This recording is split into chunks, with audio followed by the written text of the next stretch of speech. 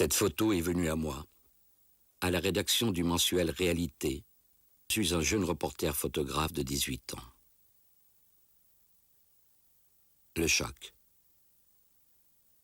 La torture, pour moi, c'est le symbole du nazisme.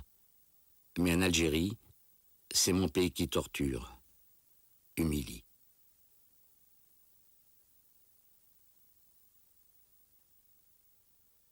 Je crois qu'il a fallu malheureusement attendre près de 40 ans pour qu'il y ait des aveux, je dirais, de personnalité. Tant est qu'on puisse être une personnalité quand on pratique des choses comme celle-là. Mais il faut bien dire qu'il a fallu attendre 30 ans ou 40 ans pour que, finalement, on ne puisse pas dire « ce n'est pas vrai ». Et dire « ça a été vrai, c'est vrai, je l'ai fait, je l'ai pratiqué ». Je n'ai pas de jugement à porter sur le général Massu ou le colonel Ossarès ou autre, mais que chacun prenne ses responsabilités. Mais l'opinion publique française est largement complice de tout ce qui s'est passé. C'est-à-dire ? C'est-à-dire que je pense qu'on a une certaine idée de la France qui se révolte par rapport à des pratiques comme celle-là. Mais finalement, quand on sait qu'elles ont eu lieu, on essaie de s'en défendre pour protéger une certaine image, un certain honneur de la France.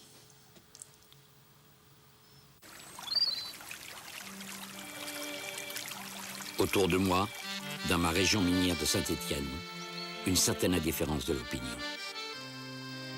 La guerre n'est pas en métropole, elle est là-bas, de l'autre côté de la Méditerranée.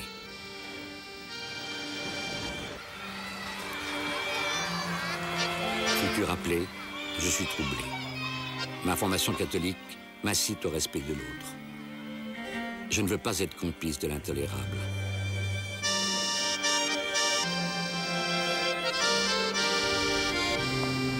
Je ne sais pas alors que je déserterai. Depuis, cette guerre ne cesse de m'obséder. Où finit la soumission à l'autorité? Où commence la responsabilité de l'individu?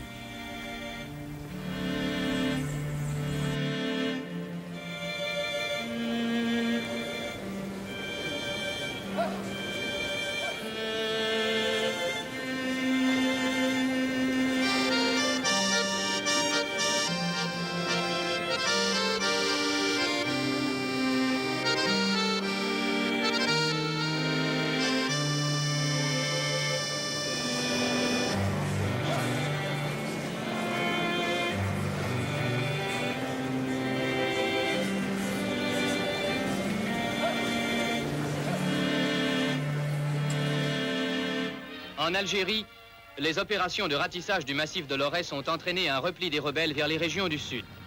Sur un front de 200 km, les patrouilles ont refoulé les fellagas dans les djebels de la zone de Biskra. Au début du conflit, les actualités cinématographiques montrent des opérations militaires qui allaient devenir la réalité quotidienne des jeunes de 20 ans accomplissant leur service militaire. On avait comme supérieur à ce moment-là un homme qui était capitaine de réserve et qui avait été à la guerre 39-40 avec une certaine fierté dans son grade. Et quand nous avons dû partir en Algérie, il nous a réunis une fois et il nous a dit solennellement « Faites votre devoir ». Mais il nous a évidemment donné aucun élément sur ce que pouvait être notre devoir. Notre devoir pour lui, je pense, c'est comme en 1939, il fallait partir, quoi. On part à la guerre. Le gouvernement nous appelle et on part. Pour faire quoi? Ça on verra bien. On verra bien. Nos pères étaient partis en 1939 combattre le nazisme. Le 8 mai 1945, c'est le jour de la victoire sur la barbarie. Fini les sirènes pour les bombardements. Fini les soldats allemands dans les rues. À ma joie se mêle la tristesse. Mon père est mort dans un camp allemand. Paix et liberté sont des mots qui ont un sens, même pour un enfant. Les Algériens, eux, se souviennent du 8 mai 45 pour une autre raison. À Sétif, le défilé de la victoire s'est terminé dans le sang. Les Algériens imaginaient un monde nouveau, un nouveau statut pour l'Algérie. Ils sont plusieurs milliers. Les forces de l'ordre arrachent les drapeaux nationalistes. C'est la panique. Un coup de feu, l'émeute, 102 Européens tués. En représailles, dans les jours qui suivent, arrestations, exécutions sommaires, disparitions. Combien de morts? Des 1000? 20 000? 40 000? Un massacre qui fait dire au général Duval: je vous ai donné la paix pour 10 ans. Si la France ne fait rien, tout recommencera en pire, et certainement de façon irrémédiable. L'histoire lui donnera raison. Ahmed Ben Bella, qui a pourtant reçu la croix de guerre des mains du général de Gaulle, deviendra un des 9 chefs historiques de l'insurrection, déclenchée le 1er novembre 1954. Les événements de mai 1945 ont vraiment enfanté le 1er novembre. Je parle de mon expérience, ma propre expérience. Je revenais d'Italie, je suis l'un de ceux qui, disons, qui font partie de l'armée française qui s'est battue à Cassino, qui a été ensuite libérée, et qui était composée à 90% de Nord-Africains. C'était ça l'armée française, parce que la France s'était occupée. Et puis voilà comment on est récompensé. Par une répression aveugle. Par air, sur terre, par mer, aveugle. Là, une brisure irrémédiable s'est faite. Je parle de mon cas, mais je vous assure, c'est le cas un peu de tous nos cadres, et surtout des militants, des cadres. Ah, le problème à ce moment-là, de la violence était posée, c'était fini. C'était une brisure, un désespoir inouï. Mais un désir de régler le compte au colonialisme, se préparer à ce battre-là.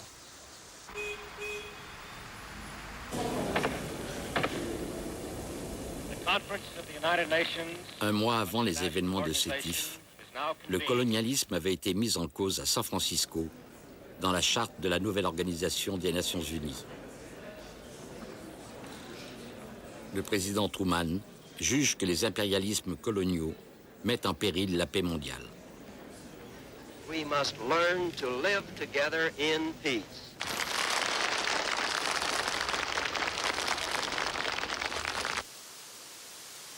Pour les Français, l'Algérie, c'est la France. Mais les élections municipales de 1947 voient le succès des nationalistes modérés. Aussi, en 1948, les élections de l'Assemblée algérienne sont truquées. Des leaders sont arrêtés ou déportés. Alors, les éléments les plus radicaux pensent à une guerre de libération et fondent l'organisation spéciale.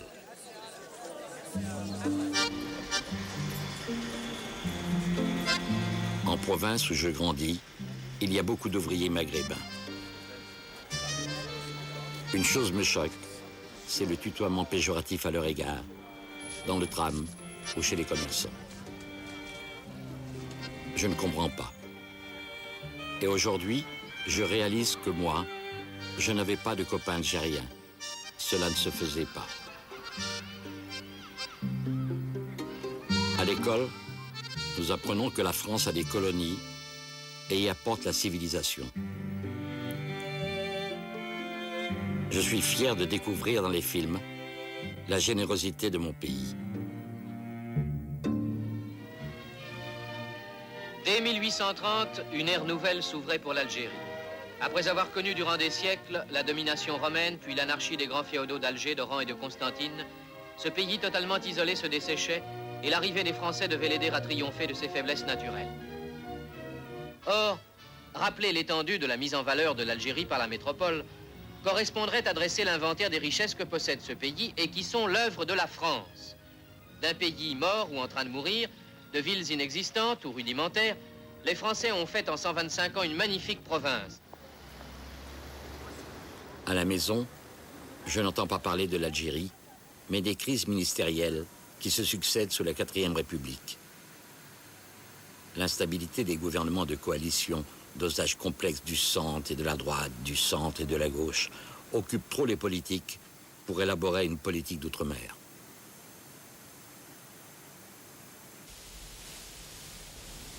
Le 1er novembre 1954, lorsque l'insurrection éclate, gouvernement et police ignorent qui en a pris l'initiative. La surprise est totale pour l'opinion. Personne ne croit à une révolte durable. La crainte, alors, ce n'est pas l'Algérie, mais le communisme, l'URSS athée.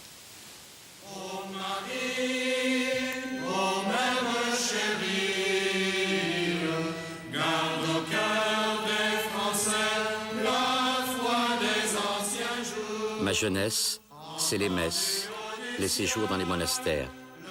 Je chante ce cantique comme la majorité des Français de mon âge.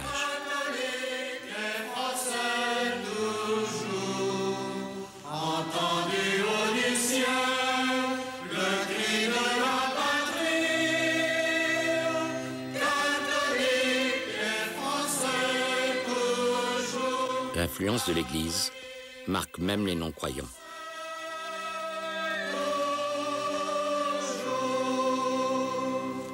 Au séminaire, je pense que le supérieur vous a appelé pour vous parler avant votre départ. Qu'est-ce qu'il vous a dit? Rien sur l'Algérie. Il nous a donné quelques conseils sur notre conduite à tenir pendant notre service militaire, mais absolument aucune information sur l'Algérie. Parce que je pense que lui-même n'était pas tellement informé sur ce qui se passait réellement sur le terrain en Algérie. Et alors, quels conseils pratiques il vous donne à vous, hommes d'église? Il nous initiait au langage militaire, donc qui est un langage assez cru, assez salé. Il nous mettait en garde donc contre ce vocabulaire. Il nous initiait à ce vocabulaire de l'armée que nous connaissions d'ailleurs pour la plupart d'entre nous. Mais c'est tout. Ça se limitait pratiquement à un cours de morale. Mais absolument pas un cours de politique, ni d'économie. Donc on vous mettait en garde contre des termes orduriers à caractère sexuel. Oui, c'est ça. Oui, tout simplement. Tout simplement. Mais pas de préparation psychologique à faire une guerre, si vous voulez. Et surtout une guerre telle que la guerre d'Algérie, qui était une sale guerre. Chaque appelé se sent bien seul, abandonné à son sort, pour appréhender cette guerre. Pour Jacques Inrep, comme pour moi, c'est une période de quête de réponse. J'avais lu pas mal de journaux, je pense à Témoignages chrétiens, je pense à Esprit, je pense à France Observateur surtout, et puis les temps modernes en gros. Donc on parlait des tortures à ce moment-là déjà dans ces revues, mais dans ma petite tête de jeune homme, je pensais personnellement qu'il s'agissait de bavures. Voilà. Je pensais que c'était vraiment quelques parasadiques qui, dans le fond d'une cave, torturaient, en prenant peut-être du plaisir d'ailleurs, des Algériens.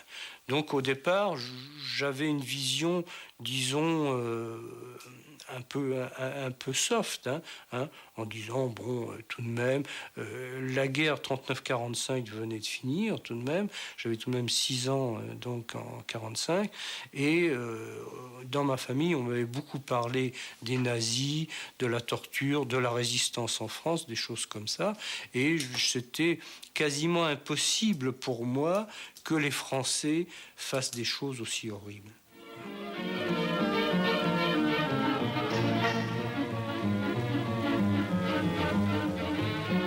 Le service propagande de l'armée, qui se nommera plus tard l'action psychologique, conçoit plusieurs films destinés aux appelés. On y parle de pacification et non de guerre. On nous appelle les forces de l'ordre parce que nous luttons contre des assassins, des pillards, des voleurs. Une bande de fanatiques qui cherchent à affirmer son pouvoir par la force.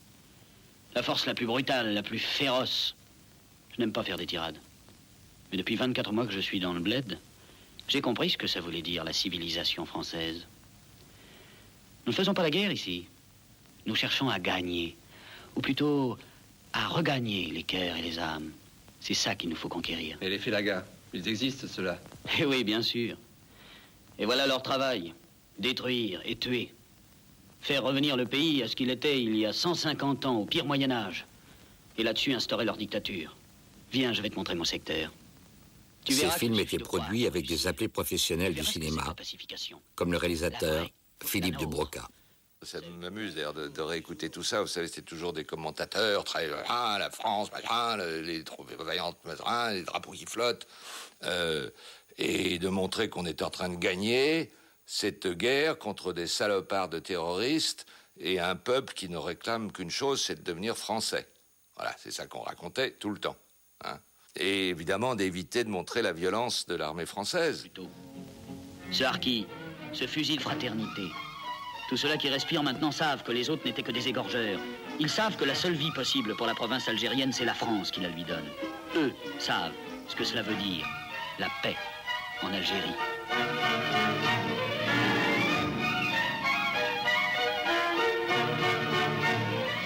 On nous tenait un discours qu'on était là pour défendre l'Occident, quoi. Enfin, je veux dire, aujourd'hui, ça fait rire les gens, mais à l'époque, tout de même, les militaires de carrière tenaient ce genre de discours. Hein. C'est-à-dire qu'on allait là-bas pour défendre la France, hein. On allait là-bas pour défendre l'Occident, les valeurs de l'Occident, on allait là-bas pour défendre le christianisme, hein. Et puis on allait là-bas parce qu'il y avait le communisme international, hein, qui était du côté du FLN, ce qui aujourd'hui fait rire tout le monde, bien sûr. Dès les premiers jours de l'insurrection algérienne, le ministre de l'Intérieur évoque les événements de l'Algérie au Parlement. Pour François Mitterrand, l'Algérie, c'est la France, et ajoute-t-il, il faut employer tous les moyens pour préserver la France. Et à la radio, il s'adresse aux Français. En s'attaquant à nos compatriotes algériens, les meurtriers et les émeutiers ont dressé contre eux la force française. Cette force défendra la justice en maintenant l'unité nationale, en protégeant ceux qui travaillent et ceux qui peinent, en rétablissant la paix civique. Appuyée sur la volonté de concorde et de progrès de l'immense majorité du peuple, elle interdira aux agitateurs, le plus souvent recrutés à l'étranger, la poursuite d'une œuvre de destruction. Si les meneurs ont voulu alerter l'opinion internationale, à la veille d'une session des Nations Unies, ils ont eu tort. L'Algérie, c'est la France, et la France ne reconnaîtra pas chez elle d'autre autorité que la sienne. Mitterrand se veut ferme. La France allait-elle perdre l'Algérie, comme elle avait perdu l'Indochine quelques mois auparavant? 17 000 пленных. Экспедиционный корпус обесславлен, писала буржуазная печать Франции. Эту песенку напевали французы в блиндажах Бьен-Бен-Фу. Солдат шел на войну с надеждой на победу. Возвращается он, битый, грязным бельем в своем ране. L'armée avait été humiliée. Les prisonniers français avaient dû défiler devant les caméras soviétiques pour un film de propagande qui montrait au monde qu'une grande puissance peut être vaincue par des va-nu-pieds communistes. À la guerre, c'est un drôle de petit jeu. Где ты, Франция, милый, веселый Париж? Cette guerre révolutionnaire de libération a marqué aussi le commandant Siazdine, combattant historique du FLN. Vous savez, juste avant le déclenchement de la lutte armée, nous, les jeunes de 20 ans, comme vous le dites, on vivait intensément la victoire des Vietnamiens sur le colonialisme, la victoire sur Dien Bien Phu, le Maroc bougeait, la Tunisie, la même chose, et nous étions en pleine crise du mouvement national. on était vraiment, le moral était au plus bas. Alors, dès qu'il y a eu le 1er novembre, ça a été un vent d'espérance qui a soufflé sur nous, dit enfin, nous aussi, on va se battre pour libérer notre pays.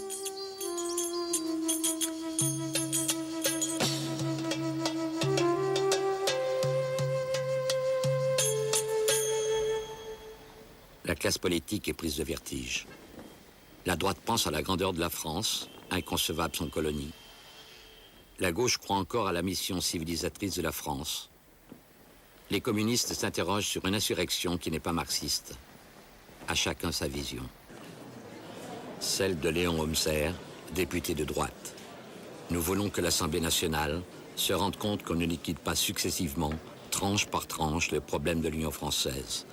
Un jour la Tunisie, 3 mois après l'Algérie et 3 mois plus tard le Maroc, car c'est l'ensemble qui est en cause. Et pour Joseph Mosembert, député de droite aussi, il n'y a jamais eu de peuple algérien, de nation algérienne, qui peut savoir en tribu à quoi correspond le fédéralisme. Un député, président du groupe parlementaire socialiste et ses fillots, a conscience que seule une infime minorité d'Algériens dispose d'un droit électoral identique aux Européens. Au début, je pense que la perspective de voir l'Algérie devenir un État indépendant était une situation qui n'était pas admise par la majorité de l'opinion française.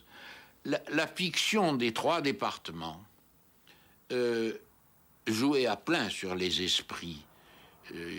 Ça faisait oublier le fait que c'était quand même une situation de domination coloniale, que c'était des départements, mais des départements où il y avait une masse de population la plus nombreuse qui n'avait pas les mêmes droits qu'une minorité. Et d'autre part, quelque chose a beaucoup compté pour expliquer l'état d'esprit de la majorité de la population française, c'est le fait qu'il y avait une colonie française importante, beaucoup plus nombreuse tout de même qu'en Tunisie ou au Maroc, dans les 2 protectorats.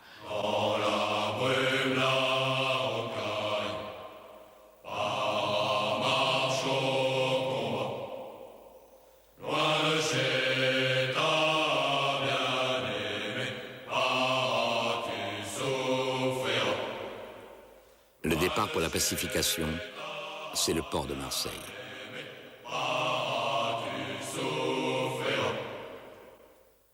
Marseille, on découvre son cosmopolitisme, et donc c'est là qu'ont lieu les premières chasses au bico, cassage de gueule à plusieurs paras sur l'un ou l'autre. Puisque je suis caporal, j'invite mes hommes à ne pas passer à l'acte. L'un, l'autre ronchonne, comprend, etc. Mais nous avons une perception confuse que c'est un homme civil et qu'on n'est pas là pour chasser comme ça, à travers les rues de Marseille, le bico, l'être inférieur. Mais on est invité déjà à ça. Ça, on s'en rend compte. Invité, c'est-à-dire Par les sous-officiers de carrière. Qui vous poussent qui nous poussent dans la sortie pour aller boire bière et autres, mais chasser la pute pour tirer son coup, casser la gueule au bico et montrer aux Français que y a une armée française qui va régler son compte à l'Algérie de l'autre côté et qui est formée pour tuer.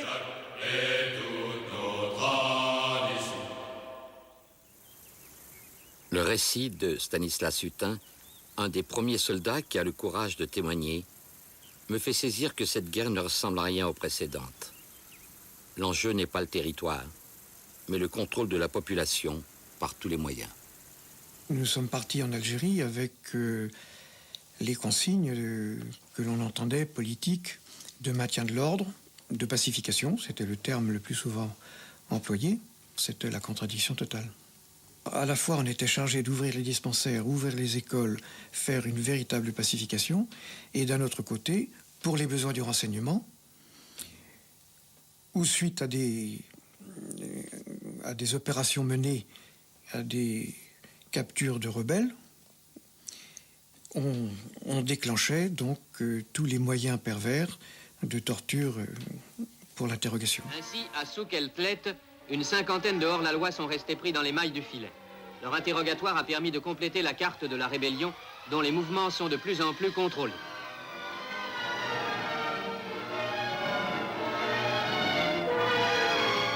Et la nuit, on entendait les hurlements de ces gens. Et donc récupérer le matin les enfants alors qu'ils avaient entendu dans le camp les hurlements de leur peut-être père ou ami, c'était quand même pas très évident. Stanislas Hutin, fils d'un journaliste, prit de nombreuses photos de ses élèves et entre autres du petit Boutout. Il y a un gosse de 14 ans, par exemple, qui avait été pris lors d'une embuscade. Je raconte ça dans mon journal, le petit Boutout, qui lui a été également passé à la magnéto. Je l'ai entendu la nuit, j'ai cru d'ailleurs au départ que c'était des cris de chacal, et je n'arrivais pas à penser et à concevoir que c'était le gosse que l'on torture. Comme il y avait d'autres prisonniers, je pensais que c'était les autres. Et c'est le matin que j'ai appris que c'était bien lui, le gamin, qui avait été passé à la magnéto. Je pense que je n'ai peut-être pas été pris au sérieux, que l'on pensait que j'étais d'une très grande subjectivité, qu'encore une fois, c'était des cas tout à fait rares et épisodiques, alors que, bon, ensuite, on s'est bien aperçu que c'était beaucoup plus général que cela. Mon père m'a soutenu beaucoup, puisqu'il a même d'ailleurs porté ensuite mon carnet de bord au président Coty. Et je pense que le président Coty, je pense pas, je sais que le président Coty en a été bouleversé. L'Algérie devient une obsession. Je suis à l'affût de toute information. Dès les premiers mois du conflit, des journaux courageux dénoncent la torture et les exactions.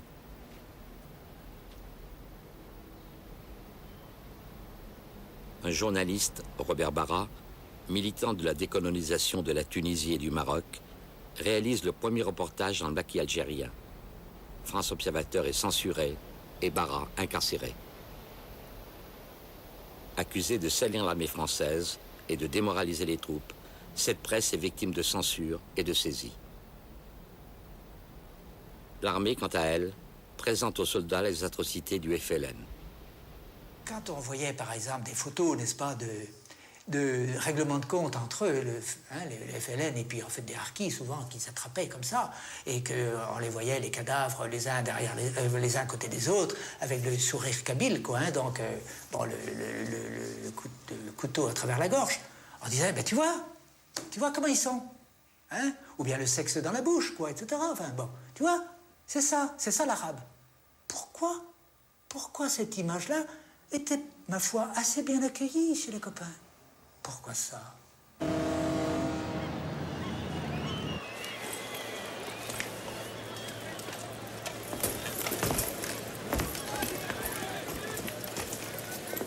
Tous n'ont pas de prévention raciste. Mais la peur est partagée par chacun. La peur des embuscades, bien sûr. Mais encore plus des égorgements. Là, je me rappelle d'un copain qui me disait « Mais t'as raison, je comprends pas. Qu'est-ce qu'on vient foutre ici? Pourquoi on vient emmerder ces pauvres gars? On vient les emmerder dans leur pays alors qu'ils n'ont rien fait et tout. » Il a été égorgé. Bon, j'ai eu le triste devoir de lui faire sa toilette funèbre et tout. Et avant de l'emmener à l'infirmerie, le capitaine a dit « Non, tu le laisses là, dans l'état où il est. » Et on a réveillé toute la compagnie, on a fait défiler la compagnie.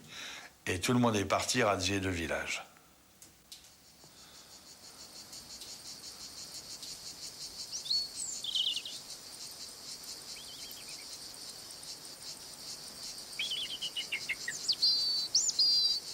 Autant je réagis aux exactions, autant je ne saisis pas la gravité d'une mesure qui concerne une famille algérienne sur 4. Dès 1955, l'armée regroupe la population dans des camps, officiellement pour la protéger, en fait, pour priver l'ennemi de tout soutien. Ces regroupements, conçus par les autorités militaires, ne s'appuient sur aucun texte législatif. Plus de 2 millions de civils connaîtront ce sort.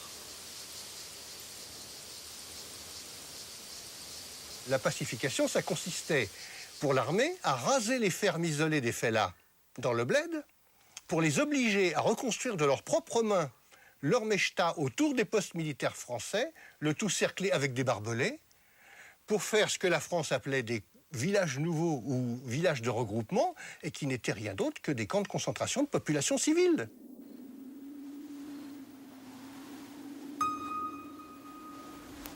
Et quand ces villages ont été faits, le commandant il a dit il faut que chacun ait sa carte nationale d'identité française. Et pour faire une carte d'identité, il faut une photo, tout naturellement. Le commandant a dit c'est Garanger qui va faire ça. Et en 10 jours, j'ai photographié 2000 personnes.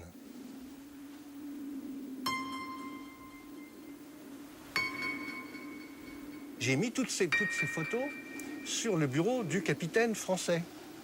Il s'est mis à hurler. Venez voir comme elles sont laides. Venez voir ces macaques, on dirait des singes. Si la France butait Duffel, comme elle le disait couramment, à tour de bras, et avec une telle facilité, c'est que ce n'étaient pas des êtres humains, c'était des bêtes.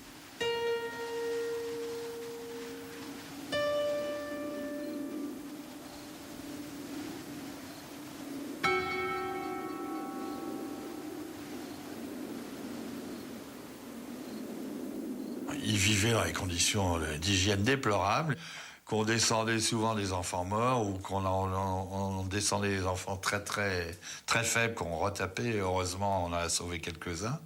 Mais les gens vivaient dans des conditions atroces. Il n'y avait pas d'eau, pour ainsi dire, ou très peu. Ils avaient des rations, mais en misérable. Ils avaient de quoi ne pas mourir de faim, disons.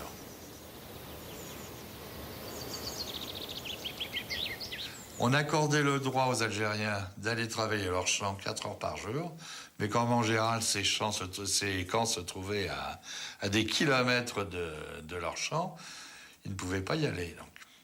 Et donc toutes les personnes prises les armes, sans armes ou avec les armes à la main dans ces zones interdites étaient déclarées félagas. Voilà, donc, soit éliminés tout de suite, soit suspectés, emmenés dans un camp, torturés et descendus. Et ça, on l'oublie complètement. Face aux horreurs vécues, des familles algériennes alertent directement les autorités françaises. 22 mai 55. Télégramme du député Ben Maled à Monsieur le Président du Conseil et à Monsieur le Gouverneur général. Ému et indigné par exécution sommaire de 14 personnes désarmées, âgées de 40 à 65 ans, par troupes devant leur domicile, tous faits là, à qui rien ne peut être reproché. 25 juin 55. Lettre de veuve Slimani à M. Wagner, député à Paris. Sous les yeux de nos employés et de nos voisins, mon fils a été soumis à d'affreuses tortures, coups, électricité. Le mardi 21, mon frère Kebil Ali a retiré du puits le cadavre de mon fils.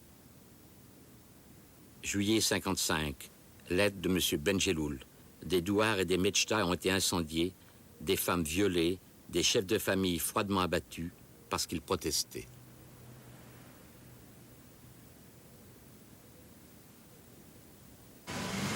Ces plaintes ne trouvent pas d'écho en métropole.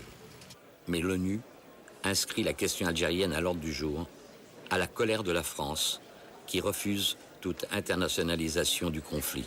D'accord hier avec le président Pinet que j'avais eu au téléphone, j'ai immédiatement rappelé en France notre délégation à l'ONU.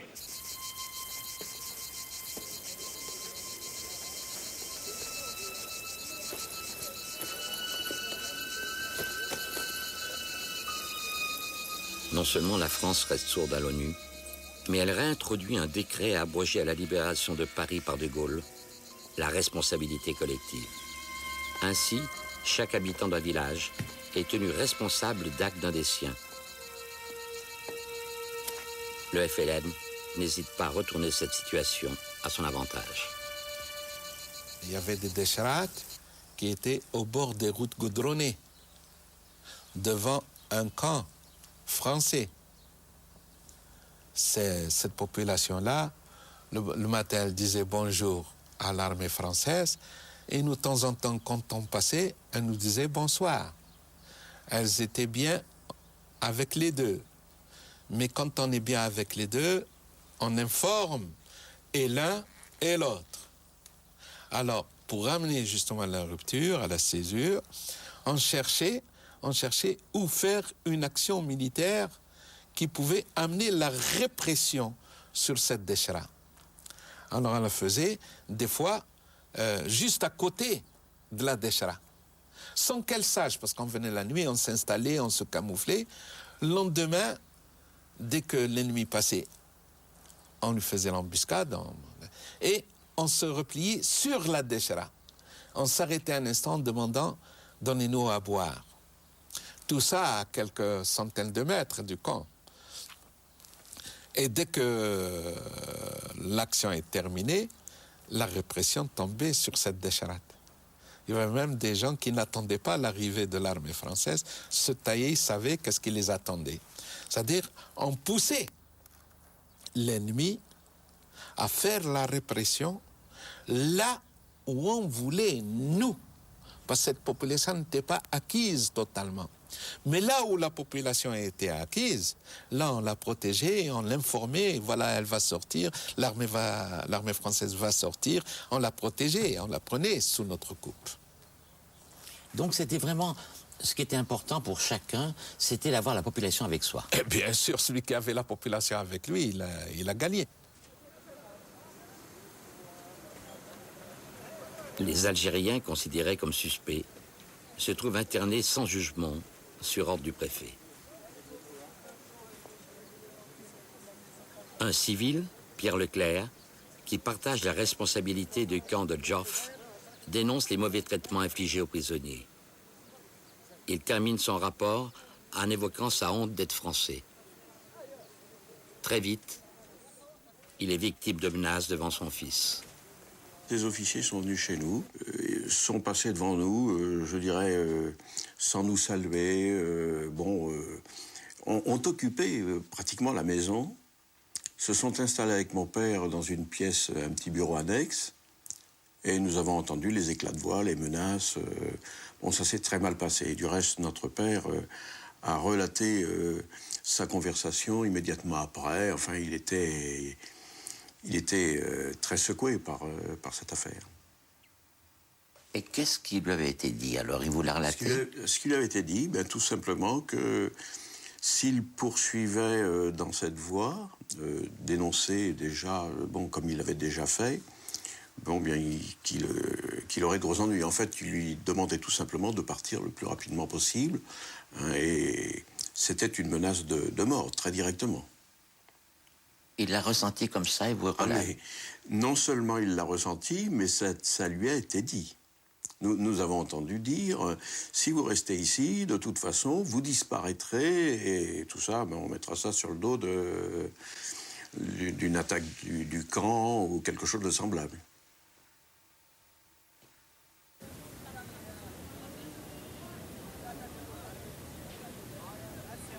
Avant d'être incarcérés dans un camp d'internement, les suspects sont rassemblés dans des centres de triage et de transit qui permettent à l'armée de mener des interrogatoires en toute quiétude. Lorsque je suis arrivé en Algérie, on m'avait demandé d'être l'officier qui allait être responsable de la surveillance d'un camp de prisonniers. À l'époque, quand on arrivait, c'était « vous faites ça, vous faites ça ». Et moi, j'étais chargé de ça. Au bout de quelques semaines, j'ai réalisé que, au fond, c'était l'horreur, quoi.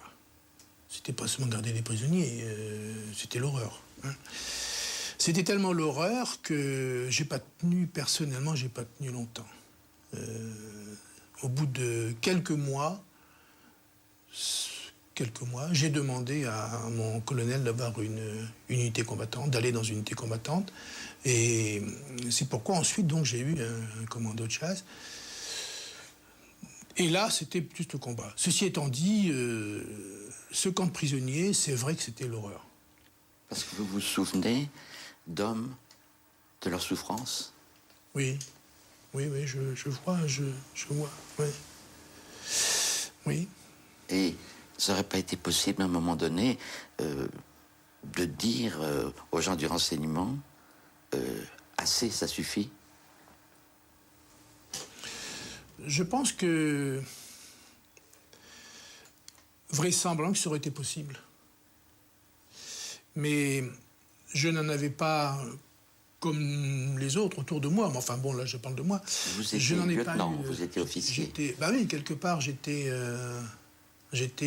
officier, donc c'était difficile d'être à la fois l'officier puis en même temps celui qui dit non.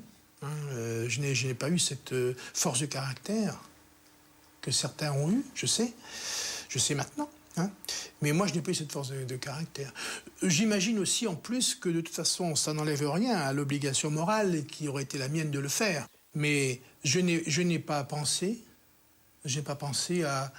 ni à révéler des choses, ni à m'opposer. C'était une immersion, enfin pour moi, tel que je l'ai vécu, hein, c'était une immersion dans un système collectif où tout me disait c'est le boulot. Sale boulot, bien évidemment, mais c'est le boulot. C'est le boulot. Tu es venu en Algérie, on t'a envoyé pour ça. Sale boulot, mais tu fais ton boulot.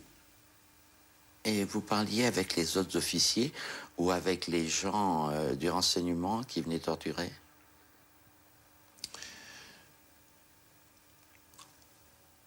Je crois qu'avec le recul, je me rends compte qu'en fait, il m'effrayait, moi.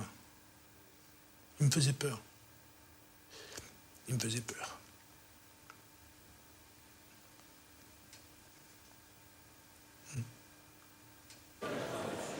Élu sur une promesse de paix en Algérie, Guy Mollet, leader socialiste populaire et respecté, devient président du Conseil début 1956.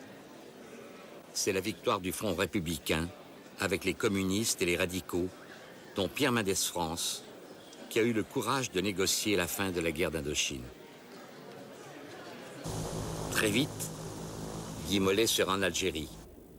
J'étais sûr que le problème algérien allait être résolu. Avant son départ, il a reçu Robert Barra, journaliste et secrétaire général du Centre des intellectuels catholiques. Barra lui a proposé de rencontrer un de ses contacts FLN. Par lettre, il lui confirme que le sort de l'Algérie va se jouer dans les 2 mois et qu'il est encore temps de trouver une issue par la négociation. Guy Mollet, qui à Paris avait évoqué une guerre imbécile et sans issue, est l'objet de violence.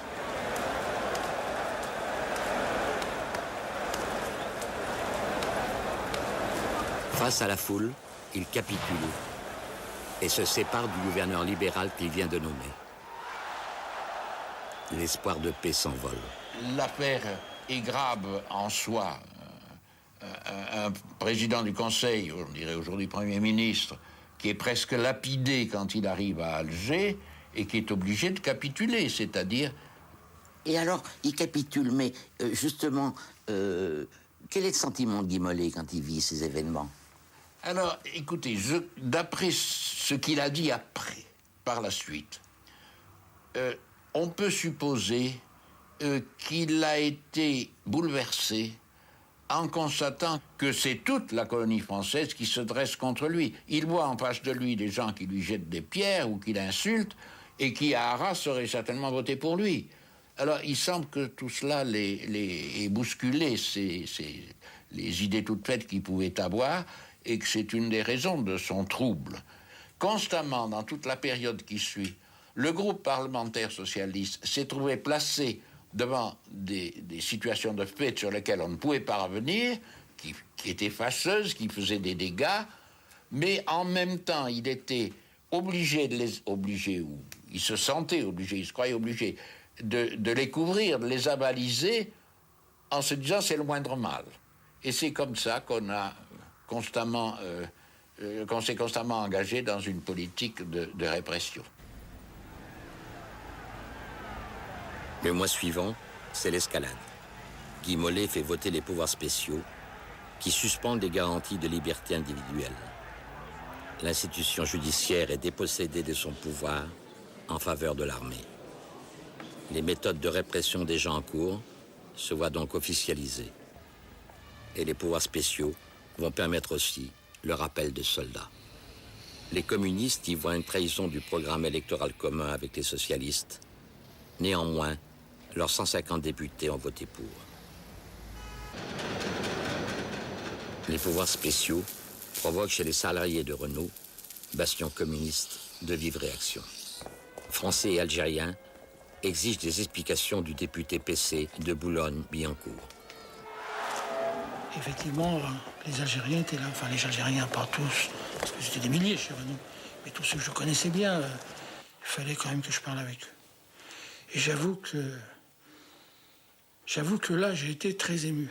J'étais très ému et j'avais honte. Et je leur expliquais comment, dans quelles conditions j'avais voté. Mais il n'empêche que j'avais voté. Et que j'avais voté l'aggravation de la guerre. Je n'avais pas l'habitude de pleurer parce que j'en ai vu d'autres, mais j'avoue que j'avais les larmes qui me faisaient aux yeux parce que j'avais l'impression de les avoir trahis. J'avais trahi. J'avais trahi mes amis. Et puis j'avais trahi aussi mes électeurs. Pas me le cacher, parce que là, mais je ne savais pas ce qui allait venir après, quand même. Mais comme j'avais jamais eu confiance, je savais que je les trahissais. Et j'ai dû m'expliquer. Alors, j'avoue que cette explication publique devant des centaines de gens, parce qu'ils étaient nombreux, hein, les sifflets, les houes, les huées, et puis il n'y avait pas que des gens du FLN, parce que je connaissais des gens du FLN, mais il y avait aussi des gens du MTLD, de Messaliage. Alors eux, il y en a qui m'ont craché au visage. Hein. Eh oui. Il est incompréhensible pour moi que les socialistes poursuivent une guerre coloniale. Je comprends encore moins que le Parti communiste, qui revendique l'anticolonialisme, laisse partir ses militants en Algérie. Moi, il ne m'est jamais venu à l'idée, contrairement à certains camarades, jeunes camarades du parti, de dire je déserte ou je me mets du côté du FLN. Parce que l'idée générale du parti à l'époque, c'était on va avec les jeunes pour essayer d'influencer le contingent, influencer les jeunes pour lutter contre cette guerre coloniale, etc. Voilà. On a su dès le premier jour qu'il y avait la chambre de torture. De toute façon, elle était ouverte, hein, elle n'était pas cachée. Hein, ils ne faisaient pas ça étant cachés. C'était comme ça, quoi. Et donc, impossible de faire quelque chose pour vous? Protester. Moi, j'ai protesté. Avec d'autres, on a protesté. Il y avait quelques gars qui étaient comme moi, qui ont beaucoup protesté, mais on ne faisait que ça, quoi, protester. Hein. C'est ça. Notre action anticoloniale et anti-guerre, anti-torture, elle n'a été que là. Le fusil crosse en l'air, symbole du refus de combattre, n'est qu'un rêve pour Sauvage et ses camarades. L'espoir d'un refus de masse. Pour moi, cette image illustre l'impuissance de tout militant appelé. C'était, bon, qu'est-ce qu'on fait? On fait une démarche? Bon, auprès de qui? Auprès de notre commandant? On savait les menaces qui nous étaient faites, parce qu'elles nous étaient faites par les officiers. C'était, écoute, si t'es pas content, hein, bon, demain, tu passes devant, hein. Tu passes en tête de commando. Et on savait bien qu'on risquait gros. C'est-à-dire qu'être en tête, être éclaireur, c'est s'exposer le plus. Les balles ne seraient pas venues d'en face. Expliquez-moi ce que vous voulez dire. Nous, on se disait, évidemment, s'il y a un règlement à faire, les balles peuvent venir d'ailleurs que d'en face. Les jeunes appelés connaissent la fatigue, la peur des embuscades, l'isolement. Alors comment réagir individuellement contre le comportement des supérieurs? C'était dans le sud d'Oranais. Et le commandant de compagnie, un lieutenant, dont je pourrais citer le nom, a pratiqué la torture. J'avais une belle infirmerie, une grande salle de soins, un bureau, une pharmacie et une chambre qui normalement m'était destinée aux médecins qui auraient pu être présents dans cette compagnie. Et entre la chambre et la salle de soins, il y avait les toilettes. Et les tortures, les séances de torture se passaient dans les toilettes. Et une fois que la séance de torture était terminée, le commandant de compagnie me disait « Allez, débrouille-toi avec l'Algérien qui avait été torturé. » Alors moi, je faisais des antalgiques, enfin des calmants, et puis des neuroleptiques pour endormir le patient. Je faisais les soins d'urgence, si vous voulez. Et puis surtout, je l'assommais, si vous voulez, pour qu'il dorme. Et alors, comment vous réagissez? Eh bien, justement, c'est là que nous n'avions pas de réaction. Nous avions une véritable anesthésie de la conscience que je n'arrive pas à m'expliquer. Alors que, j'avais une formation morale, théologique, spirituelle, etc. Et je pense que les séminaristes, comme moi, ont eu la même réaction, c'est-à-dire une réaction purement négative.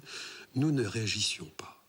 Je vous dis, je répète, nous avions comme une véritable anesthésie de la conscience que je n'arrive pas à m'expliquer.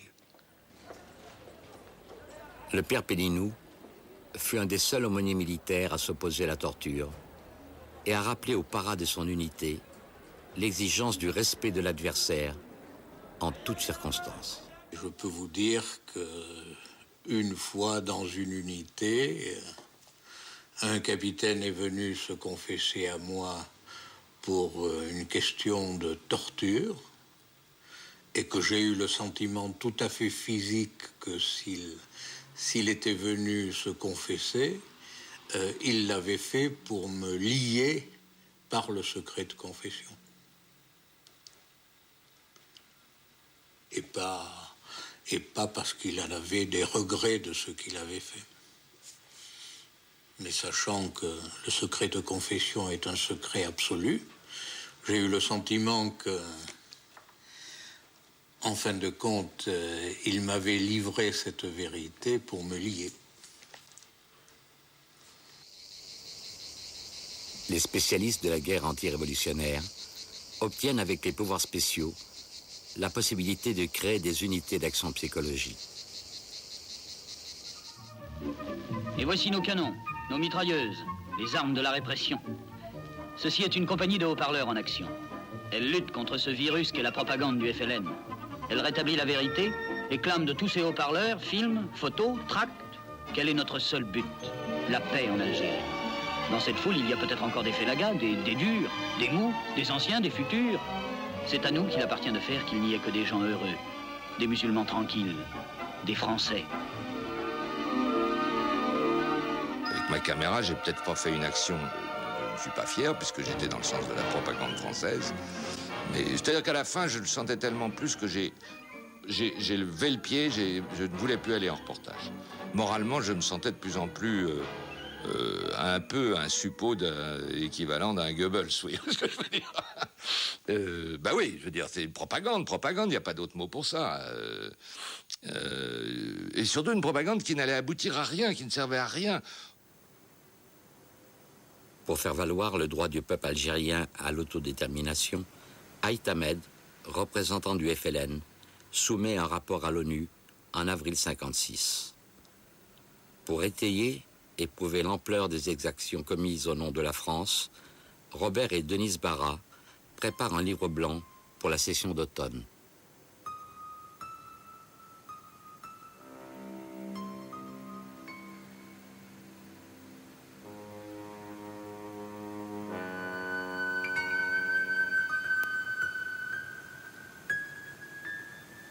Pour l'armée, la seule solution est l'écrasement militaire de la révolution algérienne.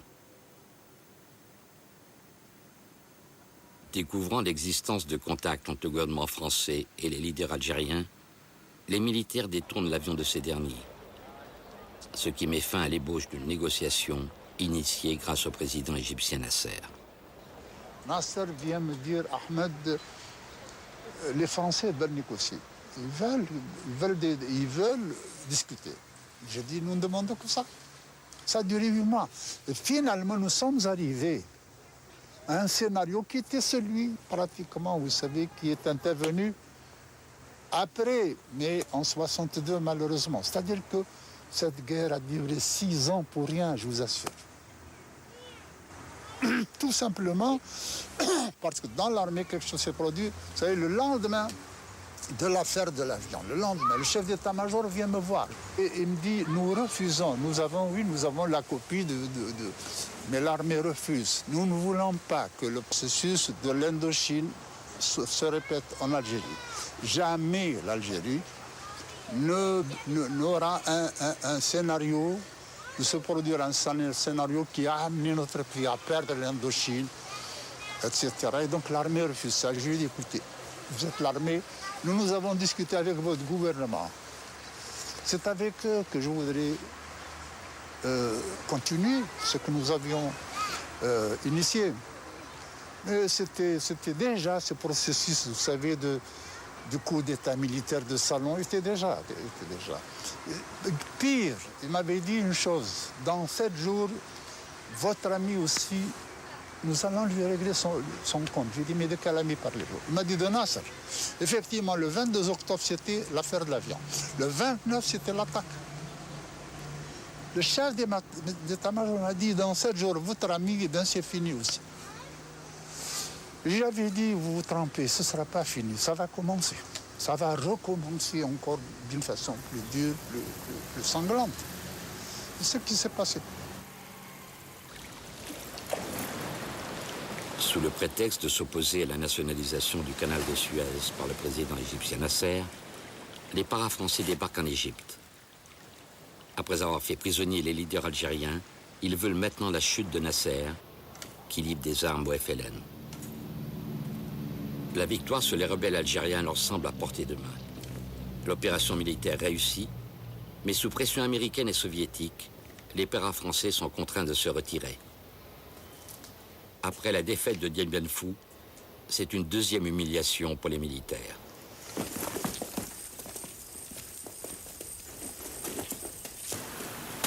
La rébellion continue en Algérie. Les appelés constatent le ressentiment des militaires envers les hommes politiques et se trouvent pris dans l'engrenage de la répression. On imagine cette vie folle qu'avaient à vivre certains Algériens dans leur bourg ou leur village. Violentés la nuit par des félingas, d'autres nuits par nous. Alors il y a ceux qui allaient arrêter des gens, ceux qui les amenaient au camp, ceux qui les mettaient dans le camp des prisonniers, ceux qui les gardaient, qui les faisaient survivre, ceux qui les interrogeaient, ceux qui les torturaient, et j'oserais à peine dire ceux qui parfois les exécutaient. Ça m'apparaît aujourd'hui effectivement comme une chaîne comme cela de responsabilités qui s'ajoutaient les uns aux autres, une participation. Et j'ai beaucoup pensé depuis à cette comparaison. Et vous êtes dit, j'étais un petit maillon de la chaîne, c'est ça que vous voulez dire? Oui, je me suis dit que j'avais été un petit maillon, un maillon de la chaîne, avec beaucoup d'innocence,